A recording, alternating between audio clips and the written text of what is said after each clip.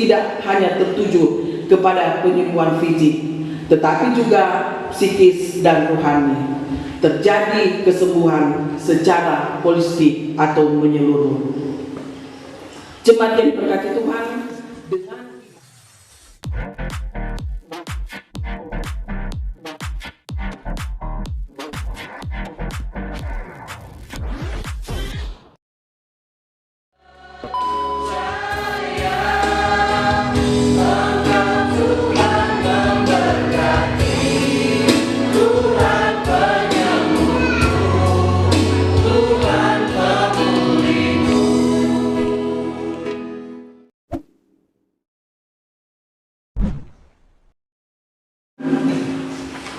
mari kita berdoa. Engkaulah Tuhan yang adalah firman kehidupan. Bersabdalah bagi kami semua di saat ini. Berkenanlah Engkau mengartikan maksud-Mu, agar kami mampu untuk melakukan setiap kehendak-Mu di tengah-tengah perjalanan kehidupan kami sebagai umat kepunyaan-Mu yang selalu rindu untuk membaca dan merenungkan firman-Mu. Hikmat surgawi Engkau curahkan bagi hamba-Mu dan bagi kami semua saat ini. Dalam nama Tuhan Yesus kami sambut firman-Mu. Amin. Jemaat yang diberkati Tuhan, pembacaan Alkitab kita di saat ini terdapat di dalam Markus 2 ayatnya yang pertama hingga ayatnya yang ke-12.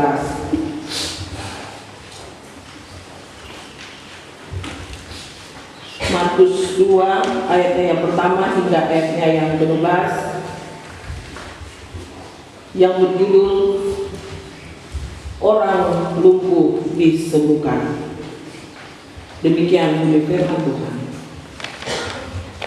Kemudian sesudah lewat beberapa hari, waktu Yesus datang lagi ke Kapernaum, tersiarlah kabar bahwa Dia ada di rumah. Maka datanglah orang-orang berkerumun sehingga tidak ada lagi tempat, bahkan di muka pintu pun tidak, sementara Ia memberitakan firman kepada mereka. Ada orang-orang datang membawa kepadanya seorang lumpuh, digotong oleh 4 orang. Tetapi mereka tidak dapat membawanya kepadanya karena orang banyak itu. Lalu mereka membuka atap yang di atasnya. Sesudah terbuka, mereka menurunkan tilam tempat orang lumpuh itu terbaring. Ketika Yesus melihat iman mereka, berkatalah Ia kepada orang lumpuh itu, "Hai anakku, dosamu sudah diampuni." Tetapi di situ ada juga duduk beberapa ahli Taurat. Mereka berpikir dalam hatinya, "Mengapa orang ini berkata begitu? Ia menghujat Allah. Siapa yang dapat mengampuni dosa selain daripada Allah sendiri?" Tetapi Yesus segera mengetahui dalam hatinya bahwa mereka berpikir demikian. Lalu Ia berkata kepada mereka, "Mengapa kamu berpikir begitu dalam hatimu? Manakah lebih mudah mengatakan kepada orang lumpuh ini, 'Dosamu sudah diampuni,' atau mengatakan, 'Bangunlah, angkatlah tilammu dan berjalan'? Tetapi supaya kamu tahu bahwa di dunia ini Anak Manusia berkuasa mengampuni dosa." Berkatalah Ia kepada lumpuh itu, "Kepadamu kukatakan, bangunlah, angkatlah tempat tidurmu, dan pulanglah ke rumahmu." Dan orang ini pun bangun segera, mengangkat tempat tidurnya, dan pergi keluar di hadapan orang-orang itu, sehingga mereka semua takjub, lalu memuliakan Allah, katanya, "Yang begini belum pernah kita lihat." Firman Allah jaya. Salam sejahtera bagi kita semua. Shalom. Damai di hati. Jemaat yang diberkati Tuhan, sebelum kita merenungkan akan kebenaran firman Tuhan, saat ini saya akan memberikan latar belakang kitab Markus yang menjadi bacaan kita saat ini. Jemaat yang diberkati Tuhan, kita tahu bahwa ada 4 kitab Injil, yang salah satunya adalah kitab Injil Markus. Injil Markus ini adalah Injil yang paling singkat dari ke-4 Injil. Di dalamnya dituliskan mengenai permulaan Injil tentang Yesus. Sebagaimana kita dapat baca di dalam kitab Injil Markus pasal 1 ayatnya yang ke-1. Injil ini berkisah tentang karya Yesus, termasuk mujizat penyembuhan yang dilakukan oleh Tuhan Yesus. Ditulis sekitar tahun 60-an Masehi dan merupakan Injil pertama dan Injil tertua, sehingga Injil Matius dan Injil Lukas juga memakai banyak bahan dari Injil Markus ini. Jemaat yang diberkati Tuhan, gereja mula-mula memberikan kesaksian bahwa Yohanes, Markus adalah penulis Injil ini. Nah, siapa dia? Dia adalah seorang yang dibesarkan di Yerusalem dan merupakan angkatan pertama orang Kristen. Markus ini memiliki kesempatan yang sangat baik ketika dia berhubungan baik dengan Paulus, Barnabas, juga Petrus. Nah, menurut Matias sekitar tahun 130 Masehi dan juga menurut beberapa bapak gereja abad kedua, Markus ini memperoleh isi Injilnya karena hubungannya dengan Petrus. Markus bertujuan untuk memperkuat dasar iman orang percaya di Roma, untuk mendorong mereka agar mereka tetap setia sekalipun karena Injil mereka harus menderita. Karena mereka berhadapan dengan berbagai hal, di dalamnya juga berhadapan dengan kisah kehidupan, penderitaan, kematian, dan kebangkitan Yesus. Pada waktu itu kehidupan mereka tidak mudah, karena orang percaya diperlakukan dengan kejam, dan banyak di antaranya hidup mereka kemudian mati disiksa, dibunuh, dan di bawah pemerintahan Kaisar Nero. Maka Injil ini ditulis di Roma dan untuk orang Romawi yang percaya. Jemaat yang diberkati Tuhan, kita kembali dalam perenungan kita pada saat ini di dalam Markus 2 ayat 1 hingga ayatnya yang ke-12. Kehidupan manusia selalu diperhadapkan dengan berbagai pergumulan dan penderitaan. Kondisi ini dapat dinyatakan dalam keadaan sakit. Itu sesuai dengan pembacaan kita di dalam Markus 2 ayatnya yang ke-12. Hal ini tidak saja berhubungan dengan kondisi fisik. Ada pandangan mengatakan penyakit adalah proses fisik yang berlangsung, dapat menyebabkan keadaan tubuh, pikiran menjadi abnormal. Ini juga turut mempengaruhi aspek lain dalam kehidupan kita manusia, yaitu mempengaruhi fisik, psikis, dan rohani kita. Jemaat yang diberkati Tuhan, saat ini kita sedang diperhadapkan dengan permasalahan global, imbas dari COVID-19, HIV/AIDS yang berdampak pada krisis ekonomi dunia, yang terus menjadi ancaman bagi manusia dan ciptaan lainnya. Dan di era sekarang juga bermunculan berbagai permasalahan ketidakadilan sosial, perampasan hak, tindakan intimidasi, anarkis, dan radikalisme, serta penyakit sosial lainnya yang bermunculan. Jemaat yang diberkati Tuhan, saat ini kita berada dalam proses menuju pemilu di tahun 2024. Pada momen ini acap kali menjadi potensi konflik sesama anak bangsa dan turut mempengaruhi pelayanan gereja. Bermunculan virus dari pihak yang tidak bermoral, merusak suasana kehidupan berbangsa dan bernegara. Kondisi ini mengajak gereja ambil bagian dalam misi pemulihan dan penyembuhan untuk menghadirkan suasana damai sejahtera. Karena itu, dalam perenungan di minggu ini diangkat tema orang percaya duta penyembuhan holistik. Jemaat yang diberkati Tuhan, sebagai kitab Injil tertua, Markus langsung memberikan pernyataan tegas, memproklamirkan tentang Injil. Inilah permulaan Injil tentang Yesus Kristus, Anak Allah. Itu dalam Markus 1 ayatnya yang pertama.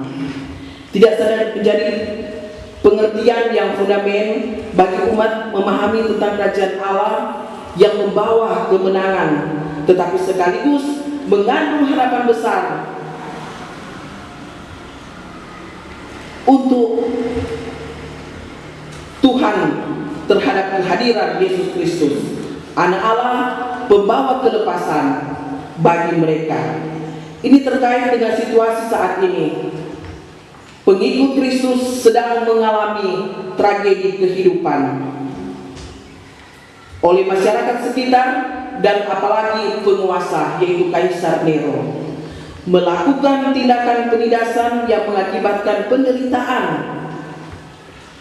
Injil Markus ditulis sekitar tahun 60-70-an, bertujuan untuk meneguhkan iman jemaat di tengah penderitaan. Injil Markus memberi gambaran bahwa kita umatnya sebagai pembacanya sedang ditindas karena iman kepada Kristus. Berita tentang pelayanan Yesus, penderitaan, kematian, dan kebangkitannya dimaksudkan agar kita jemaat memiliki keyakinan tentang Yesus yang memiliki kuasa menjawab harapan mereka. Yesus dialamatkan khusus bagi orang Kristen non-Yahudi di Roma. Injil Markus juga mengisahkan tentang penolakan dan ketidakpercayaan terhadap kuasa Yesus oleh banyak kalangan, termasuk para murid Yesus.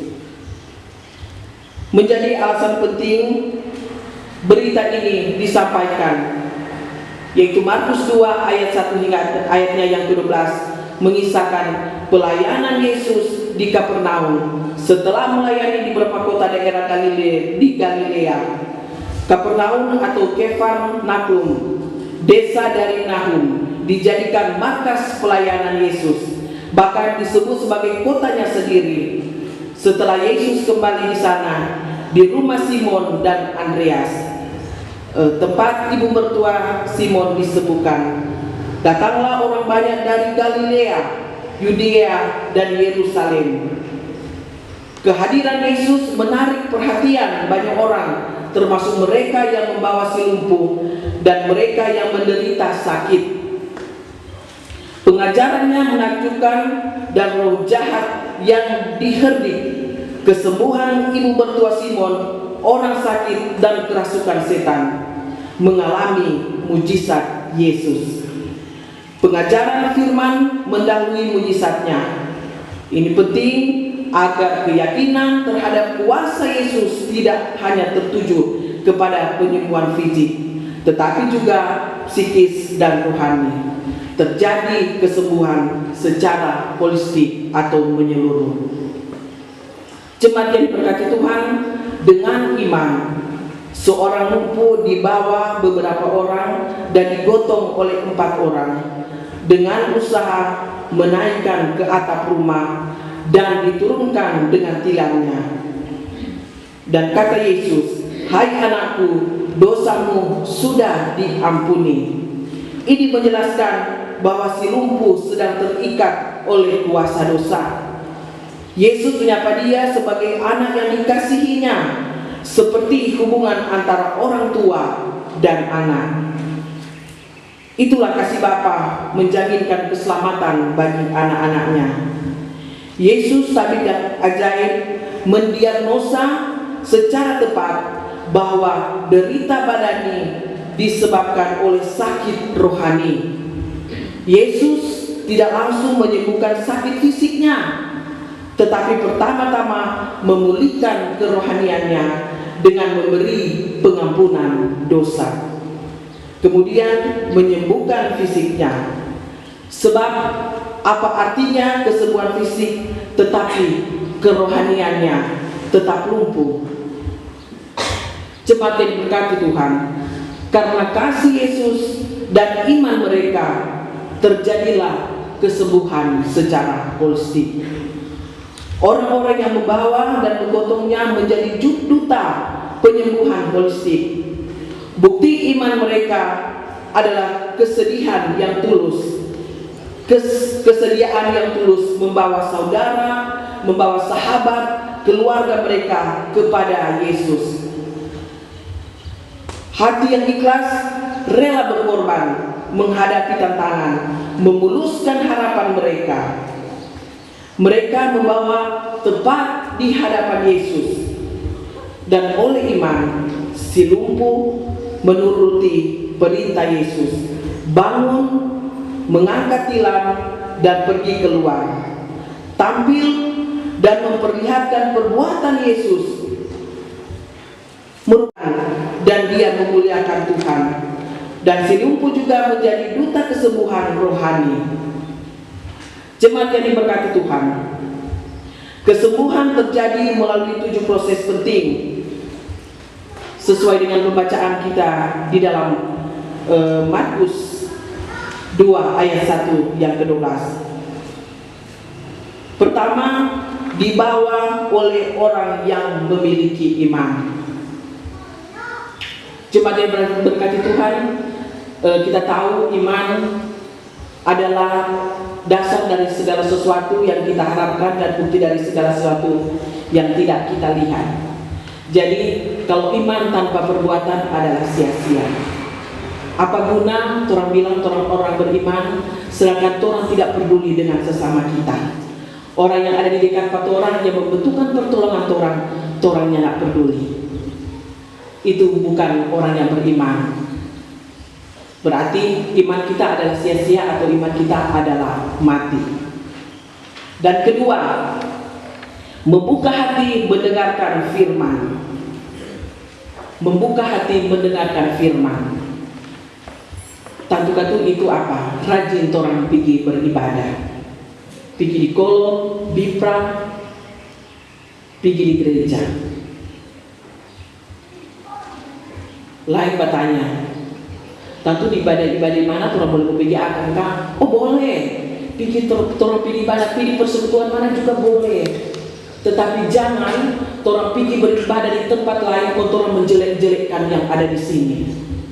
Itu bukan orang beriman. Silakan mau pergi di mana, silakan. Tetapi jangan menjelek-jelekkan yang ada di sini. Itu bukan orang beriman.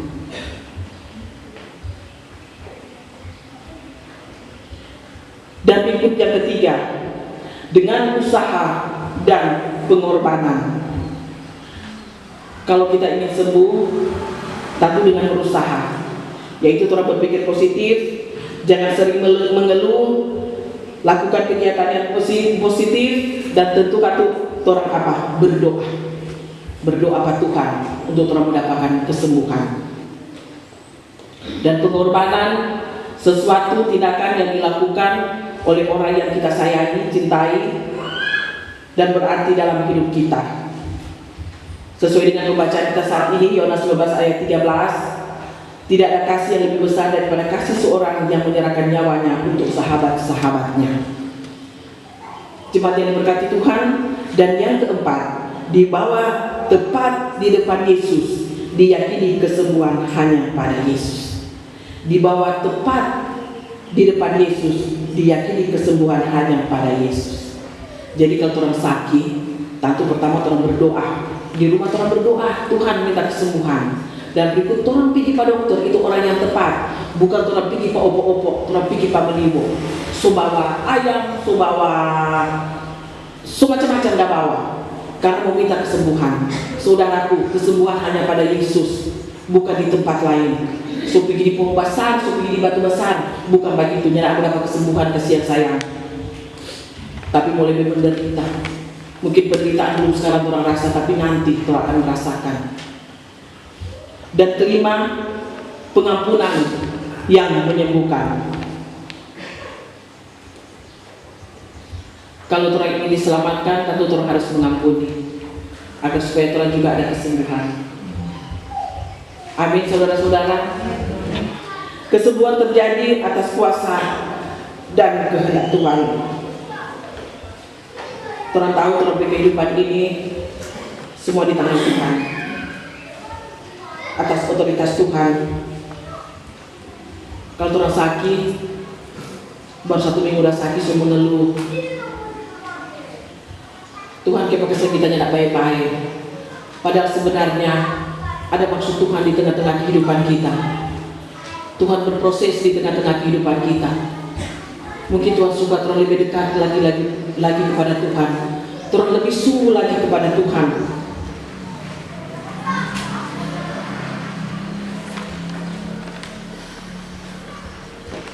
Untuk itu di saat ini saya mengajak kita semua untuk orang lebih dekat lagi kepada Tuhan.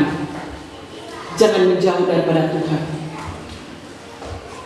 Orang yang tidak berapa apa-apa kalau orang jauh dari Tuhan. Orang semua yang hadir saat ini orang-orang yang sudah dewasa, yang sudah boleh mengartikan mana yang baik, mana yang tidak baik. Agar supaya orang boleh menjadi contoh bagi orang anak-anak, bagi cucu-cucu, bagi sesama orang.